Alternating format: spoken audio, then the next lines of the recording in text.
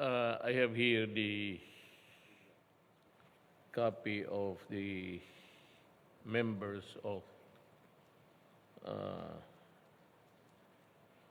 so we will proceed. Raise your left hand. I state your name. As member of the Partido Demokratiko Filipino, Lakas ng Bayan, do solemnly swear to abide by and uphold the Constitution of the party,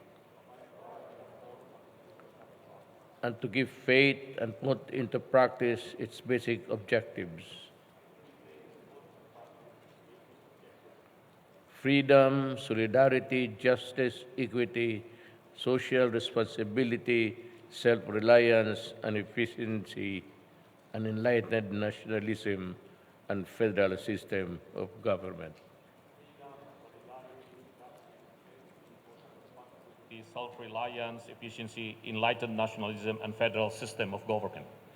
I will obey the laws as well as the legal orders of the duly constituted authorities, party leadership, I will obey the rules as well as the legal orders of the duly constituted party leadership, and to perform my duties to the best of my abilities and capabilities, and to perform my duties to the best of my abilities and capabilities, without fear or favor, without fear or favor, with the aim in view with the aim in view of furthering the objectives of the party, of furthering the objectives of the party, advancing the interest and advancing the interest of the community which which is dedicated, to which it is dedicated, and to conduct myself in a manner befitting a good and true PDP Laban member, in a manner befitting a good and true PDP Laban member, so as to bring honor and prestige so as to bring honor and prestige to the party. to the party. And I take this pledge And I take this pledge without mental reservation with a mental reservation or purpose of evasion. or purpose of evasion. So help me God. So help me God. Congratulations, and we greet each other.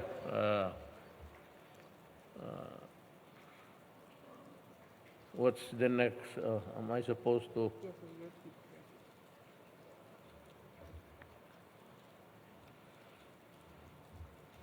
Kindly sit down. Thank you. Before anything, let me mag-segue lang ako. Itong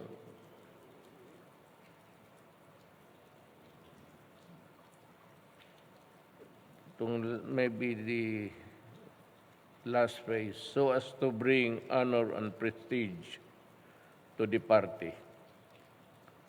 Alam mo, it can be said that the PDP is in the leadership of government. So it behooves upon me at least to try to explain to you the current issues of the day. Importante kasi ito, nakikinig ang taong bayan at mismo kayo. Now, itong dalawang issues, importante. Dalawa ito ngayong pinaglalaruan ng kalaban. I'm not talking about politics, but I'm talking about the ideals of the party. Because kung ang mga tao, pati kayo, hindi naniniwala na kami karapat-dapat ang nasa itaas, governing the country, at may duda kayo, then there is really no point of me joining the party or running for vice president under this party. Alam mo, dalawang issues yan. One is the issue of itong opposition questioning the 62 billion na hindi pa nagamit ni Duque. Secretary, alam mo sa totoo lang, that the primary, force fighting COVID would really be ideally the Department of Health. And I suppose that it is only right that Congress should give the money to government, to the executive department, and rightly so to the Department of Health. Ngayon itong unspent, sabi ng COA, wala namang corruption at walang nawala, and yet they tried to foist so many side issues. Pangsisira lang. At ako sasabihin ko sa inyo, kung totoo man yan, I will resign. I will resign.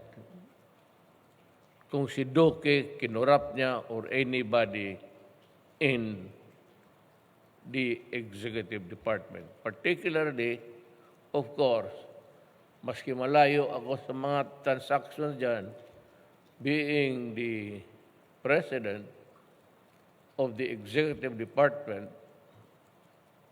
and of the country, talagang mananagot ako. So, kung hindi nila ako tawagin, then I have to look for a forum to explain to the people the issues, the real issues. Ganyan yan. Ngayon, binigyan natin ng trabaho si Duque. Binigyan natin ng pera. Anak ng pating, huwag mong pakialaman. Kung meron pang naiwan at hindi niya nagastos, for Diyos, Gordon and Company should not be stupid really to be dwelling on how the department should be run and how the money given to it be spent. May programa si Duque, huwag mong pakialaman. Natapos yan, dito na naman sila sa procurement.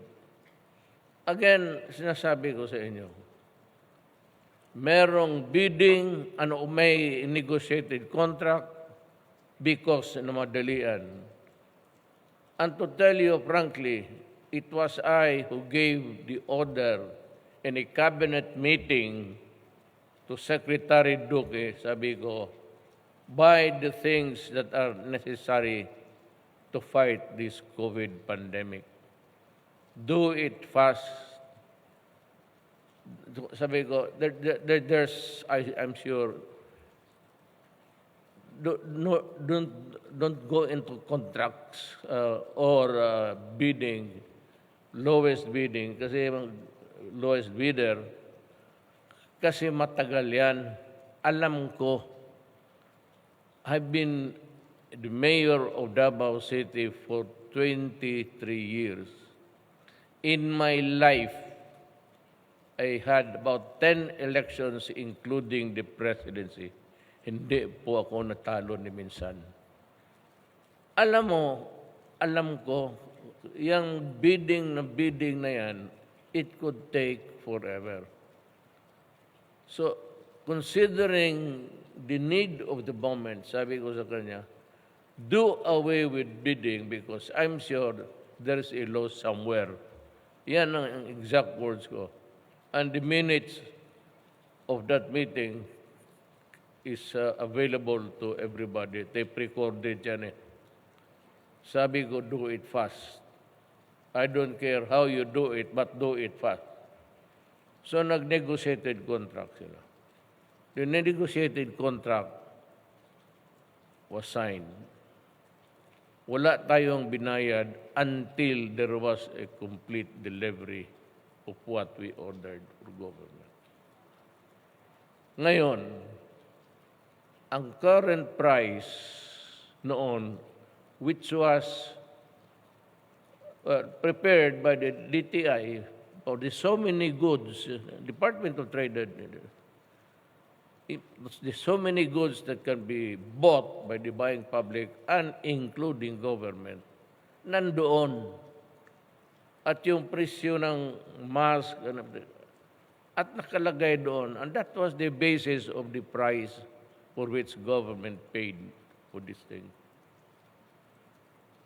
Ngayon, there was a bidding, there was delivery. We did not pay anything until after all was there. So, ngayon ang iniingay nila, kini-question nila, itong taong Siyang. Siyang is a businessman from Davao.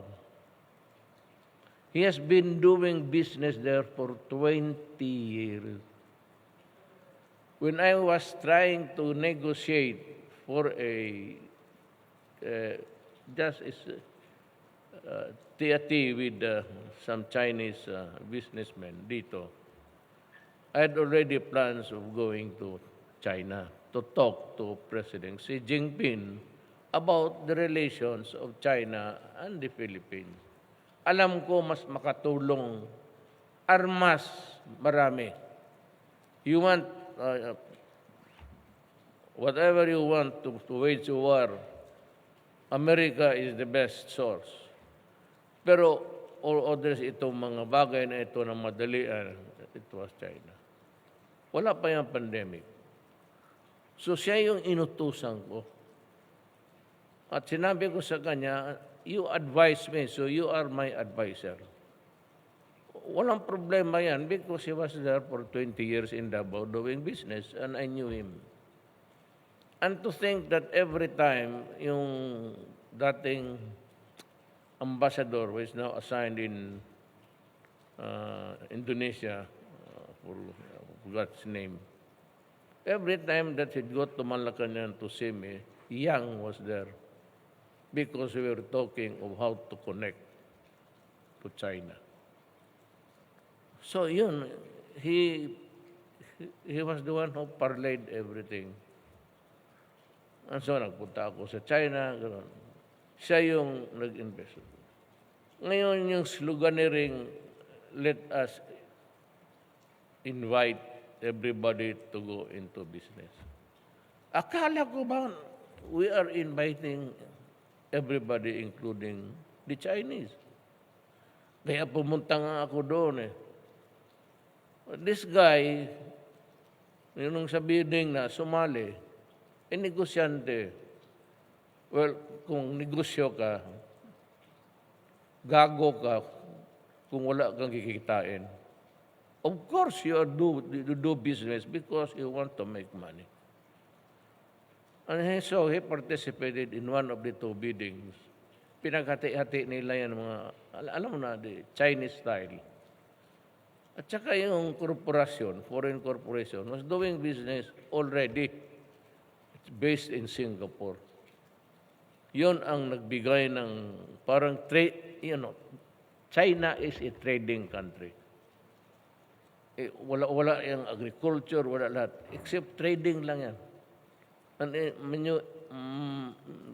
minor yung, yung manufacturing niya. Almost wala. It's a very small country. Trading lang. And lahat naman tayo napunta ng Singapore. Tignan mo yung pantalan nila doon. I mean, the quay, the wharf, puno ng barko. Because, alam mo, Singapore was able to manage na lahat ng anong bilhin mo, magdaan muna ng Singapore. Mag-order ka ng nasa Singapore pa ang shipment. I don't know how they did it, but wala tayong magawa. So, ang korporasyon sa Singapore, and it provided the goods according to the specification.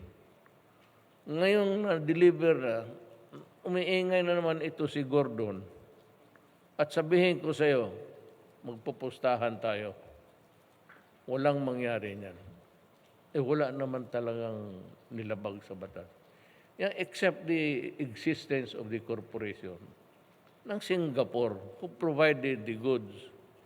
Itong si Michael Yang, middleman lang yan. Chinese doing business because we were encouraging everybody in the world to come to the Philippines and do business. Kaya ako sabi ko, akala ko ba we were trying to invite everybody to do business in the Philippines? Yun ang nangyari. Ang key dyan si Yang. Yang is known to me. I admitted, and it was Yang whom I requested to lay the ground or do the legwork of my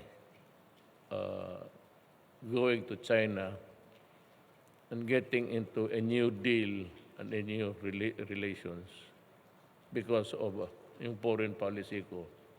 Nag-neutral ako para makagalaw ako sa ibang. Kasi had I, you stick with America, then limitado ka. Because they would not enjoy you doing business. So President Xi Jinping is a very good man. Soft-spoken. So, nag-uusap kami. Yun ang nangyayari. That is all there is to it. And all other businesses na hindi nila, ito basta procurement, they see something to make noise about. Ito yung oposisyon. Ito yung kalaban. Ito yung kalaban natin. But sabi ko nga sa Filipino, nakikinig ngayon, itong Gordon and Kamadi, matagal na itong mga senador.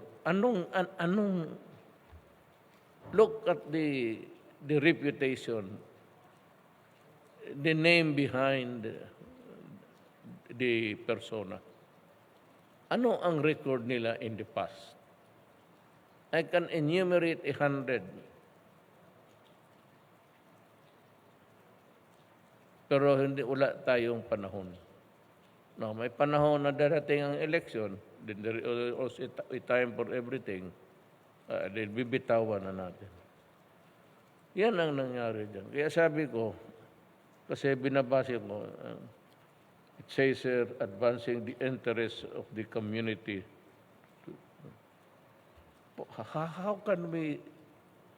How can I in good conscience administer your oath tapos ako may ginawang kalokohan?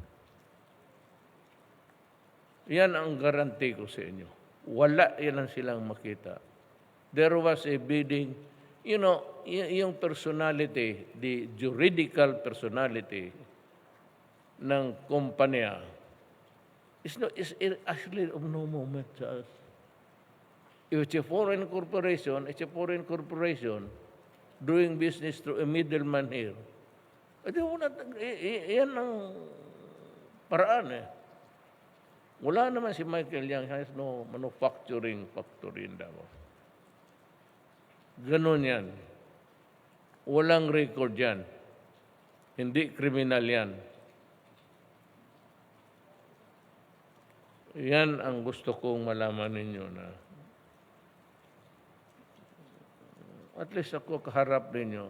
Dapat you must believe in me because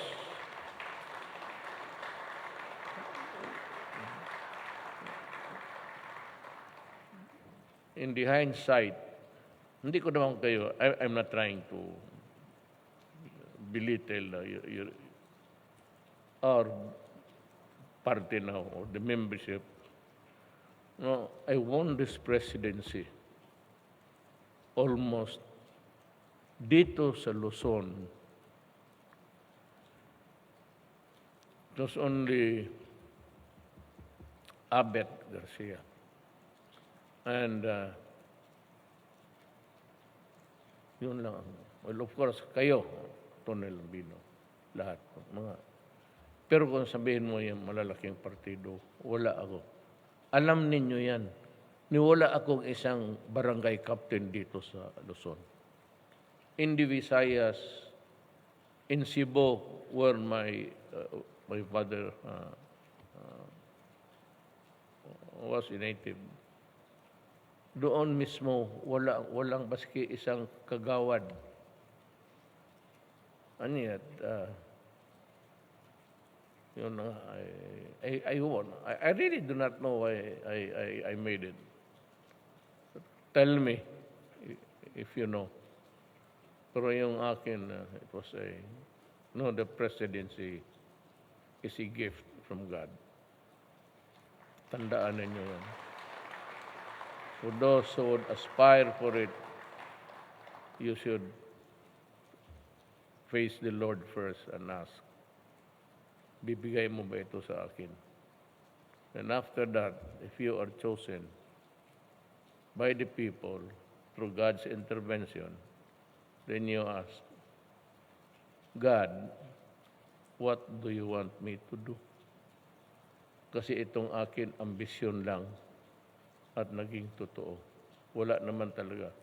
Ako deep in my heart, down in my heart. Hindi ko talaga masabi noon na manalo ako.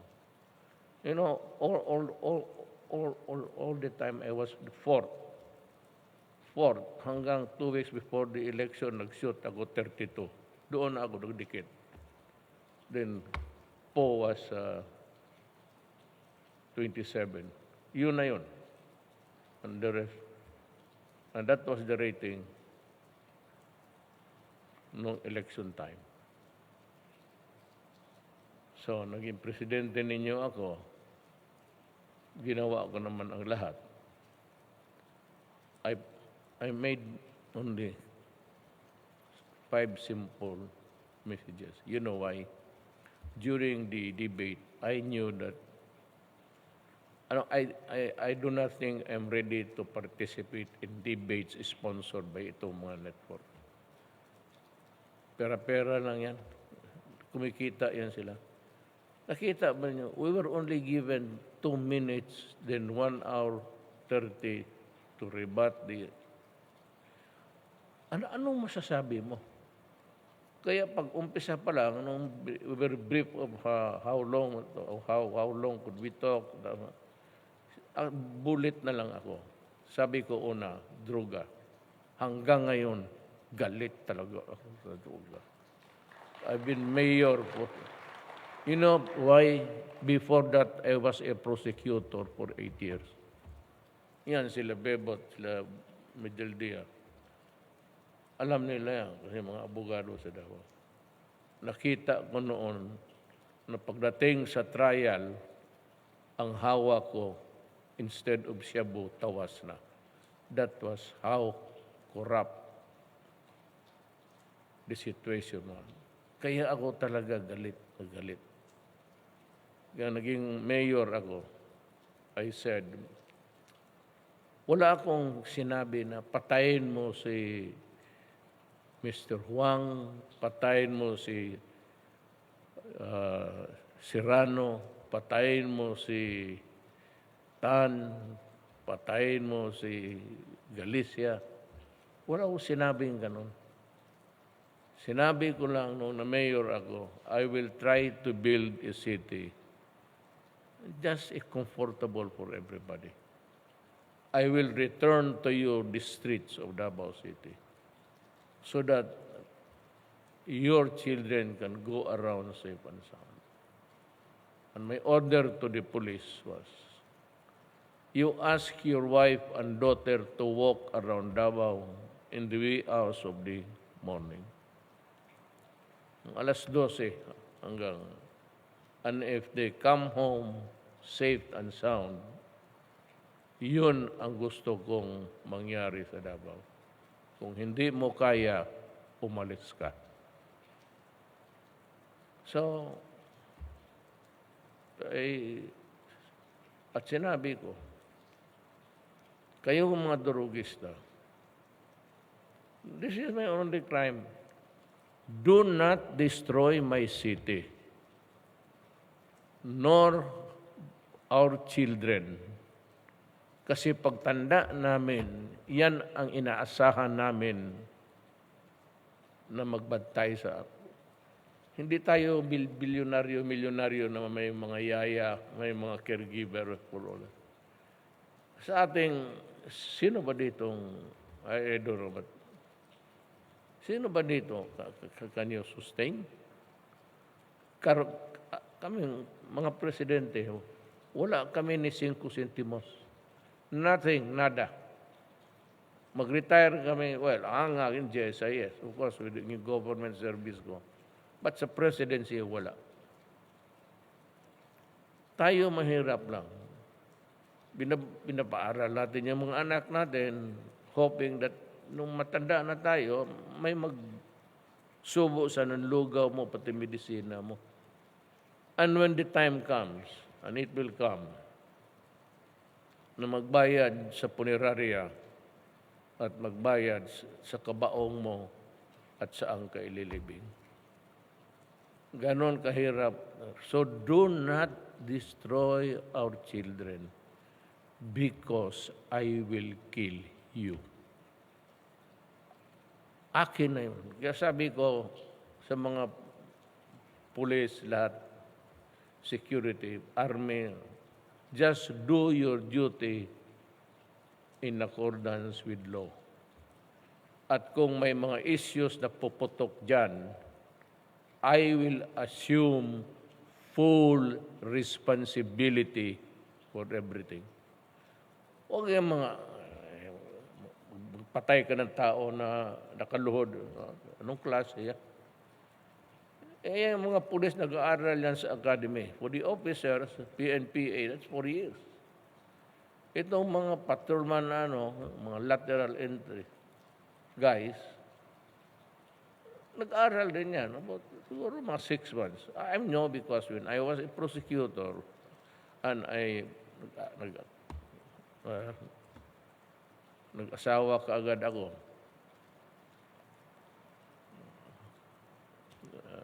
Then I was forced to nag-prosecutor ako. Kulang nga. So I was teaching criminal law, criminal evidence, criminal procedure doon sa Police Academy sa Southern Philippines, which is located in Davao City. Yun ang extra income ko para mabuhay ko ang pamilya ko. Yan ang, kaya alam ko ang laro. Hindi ako magtanong, kagaya nung kahapon. Sinabi nila, sir, successful yung operation namin. Yung follow-up, 3 patay. I do not go beyond, sabihin ko na, ano ba, did you follow? Hindi ako magtanong. Basta sinabi, patay. Oh. Pero hindi na ako magtanong kung anong labanan. Alam na nila may trabaho sila. Pag masabit sila sa trabaho nila, akin yun. Lahat ng pulis dito nakikinig, akin yan. Magtrabaho ka lang, akin yan. Ako ang magpademanda at kung kukulungin ako nito mga puti,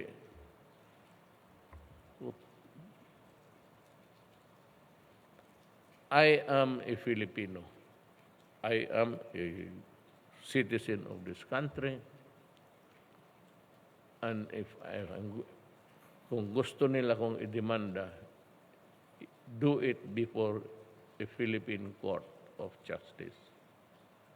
At kung sabihin ng judge, kung magkulong ako, I will gladly go inside Muntinlupa. At magpamembro na ako ng sa sige-sige or bahala gang. Problema ko na yan. Akin na yan. Pero huwag mong sabihin na dalhin nila ako doon sa... Hindi lang ako makamura dito. Pero... Loko-loko ito mga gago. Ako, Filipino, kaharap ko yung mga puti. Turuan ko sila ng Yan ang, ito, preliminary lang ito. Wala pa yung main speech.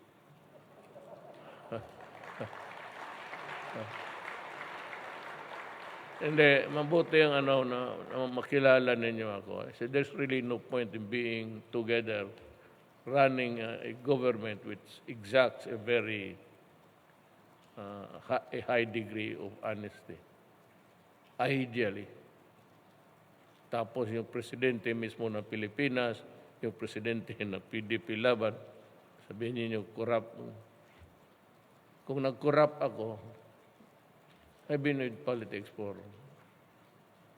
40 years. Bakit ngayon pa? Why would I makisawsaw ako ng mga procurement dyan? E di noon pa sana, inumpisahan ko na. Been mayor for 10 elections, I think. One election lang. After that, one contested election. After that, wala na akong kalaban. So every election, sitting pretty na ako. Yan ang history ko. Hindi ako nagyayabang. I'm just telling you. Kailangan makilala ninyo. Hindi niyo ako kilala. Ako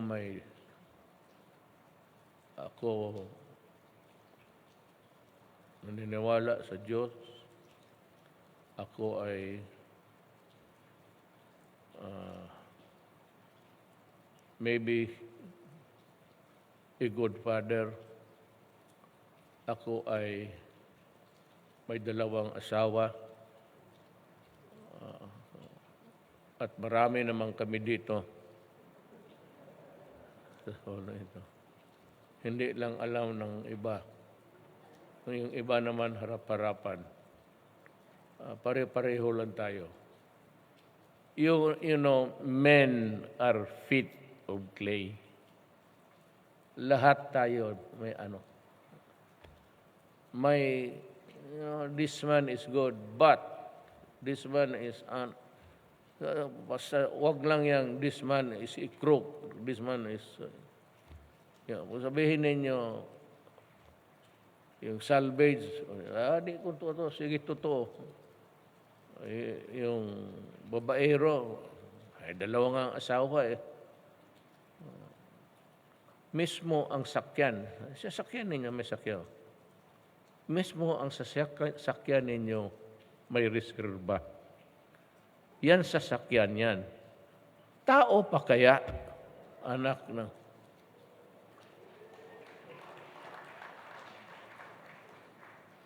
Kung ba flat ka, o iwanan ka ng asawa mo kasi hindi kayo mag-intindihan. Pagkatapos niyan, wala. Meron maghiwalay na walang babae. Basta maghiwalay lang. Ngayon, kung wala kang reserba, paano yan? Yung kaharap ko, pareho kaming istorya. May reserba rin siya. Bebot Belio. Taga Davao man yan. Di alam ko. Hindi, mag-umpisa na tayo. Let me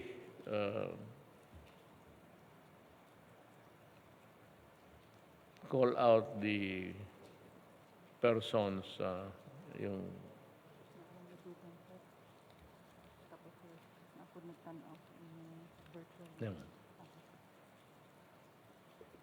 sabi ng Army, sinabi na sa akin, tinawagan ako na coming here. There's a virtual audience, members and friends of PDP Laban. I greet you. It's not really a pleasant, it's a rainy day, but good as any other time to be together. House Speaker Lord Alan Velasco, Zoom yan siya, and the honorable members of the House of Representatives. Executive Secretary Salvador Medial Dia, PDP Laban Executive Vice President and Cabinet Secretary Carlo Alexei Nograles, and the honorable members of the Cabinet, PDP Laban President and Energy Secretary Alfonso Cuse by Zoom. Bakit gi-zoom-zoom lang tayo ng Presidente? Senator Francis Tolentino, Zoom. Senator Ronald De La Rosa, Zoom. Senator Bongo, Zoom. Zoom lang rin kayo sa amin. PDP Laban Regional Council President and 3rd District of Pampanga Representative Aurelio Gonzalez Jr. Yes sir. Akala ko Zoom tayo. PDP Laban Secretary General Melvin Matibag.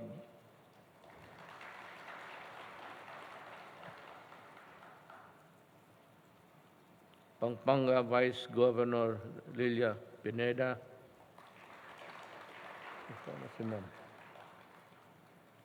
PDP Laban Regional Council President and Vice President for NCR and Parañaque City, Mayor Edwin Olivares.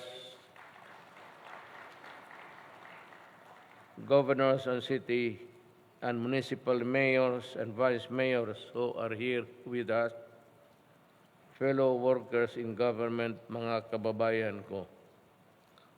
Before I forget, we have here also the MMDA Chairman Binamin Abalos. Yes, sir.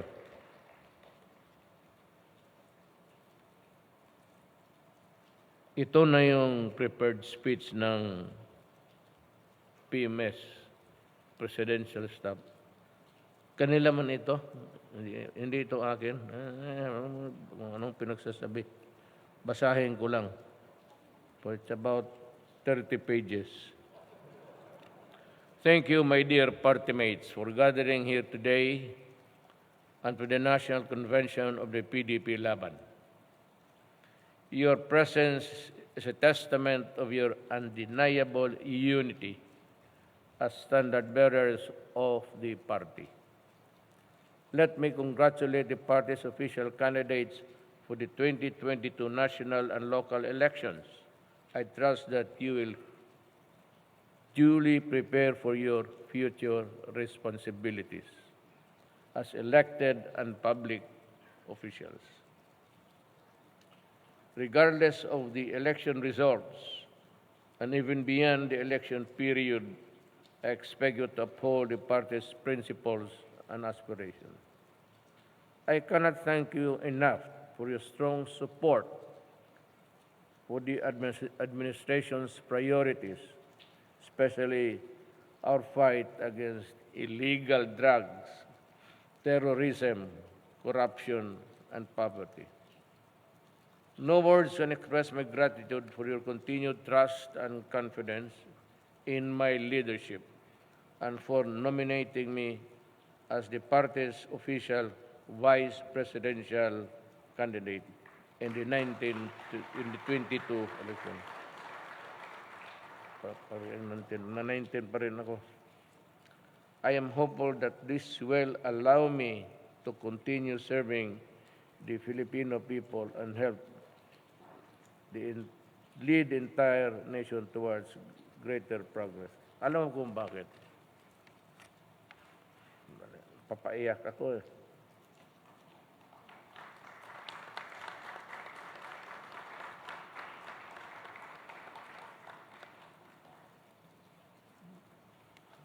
Hindi, naglagay kasi ako ng eye drops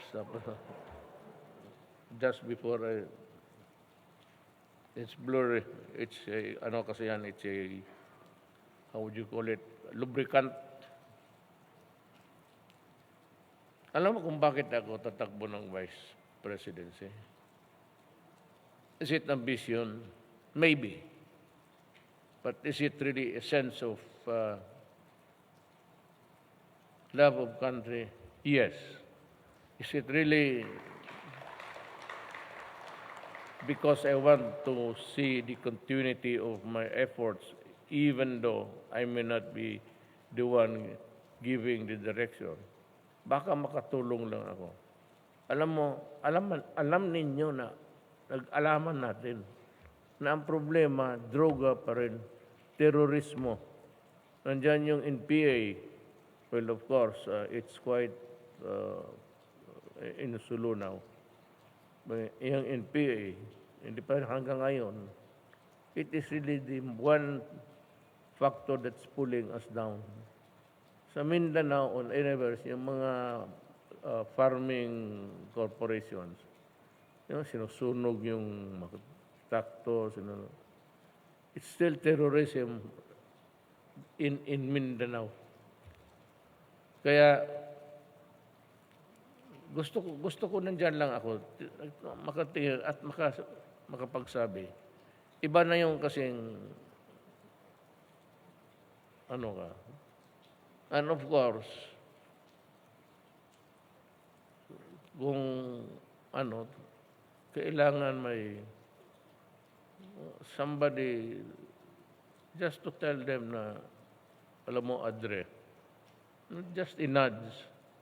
Kung hindi mo kapartido yung presidente na, alam mo, ito nagkulang tayo dito. Dapat ito gawin natin. Yan lang ang ko.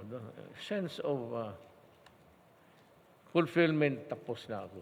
Naabot ko na lahat eh. Walang talo sa eleksyon ng presidente.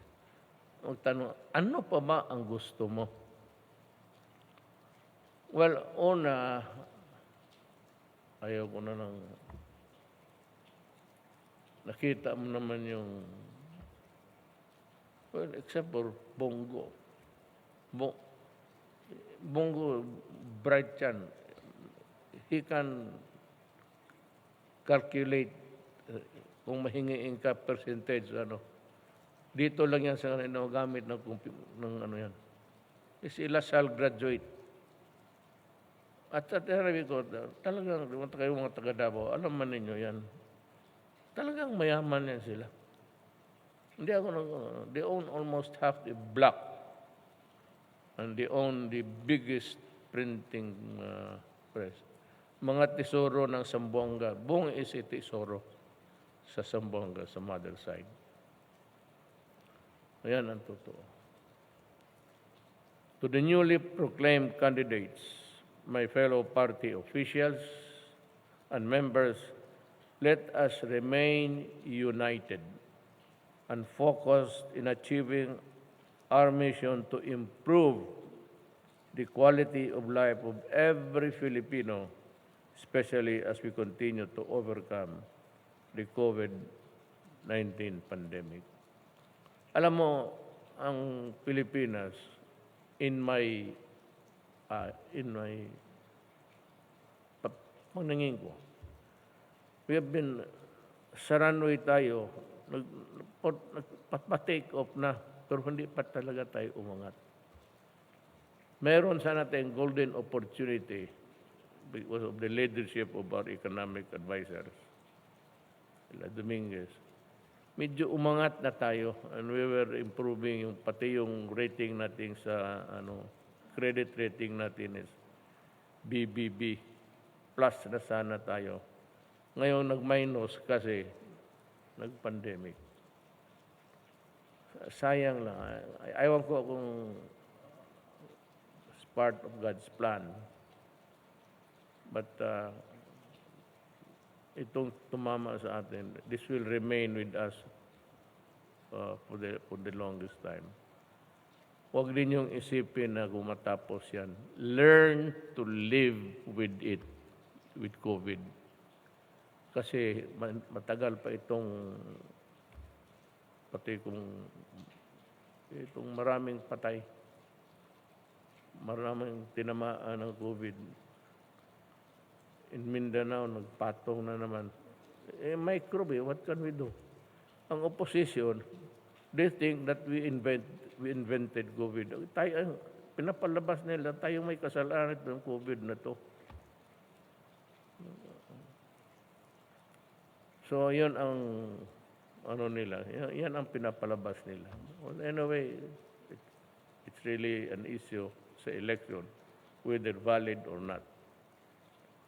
But we will remain true sa ating buhay. Let us not be hindered by those who only seek personal political gain and instead realign ourselves with the party's objective.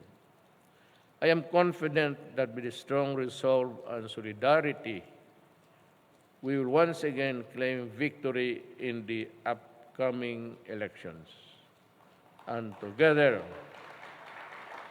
achieve a genuine and lasting prosperity for our country. And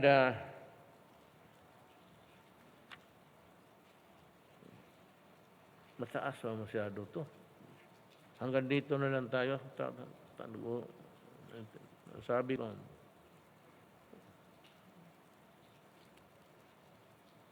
10 pages pa. Maraming salamat at mabuhay kayong lahat at ang PDP. Balik ka pa sa likuran ko.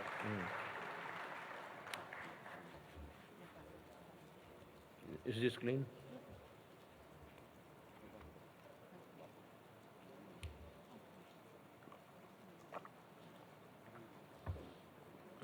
Anong gawin natin? Meron mang closing remarks? Sir, balik ka sa likuran ko.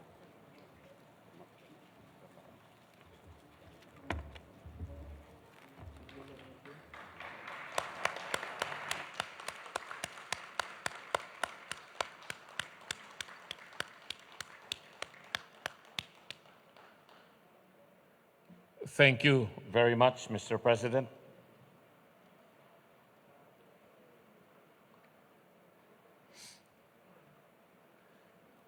Mr. Chairman, having accomplished all the agenda for today's convention, I move for the adjournment of the PDP Laban National Convention.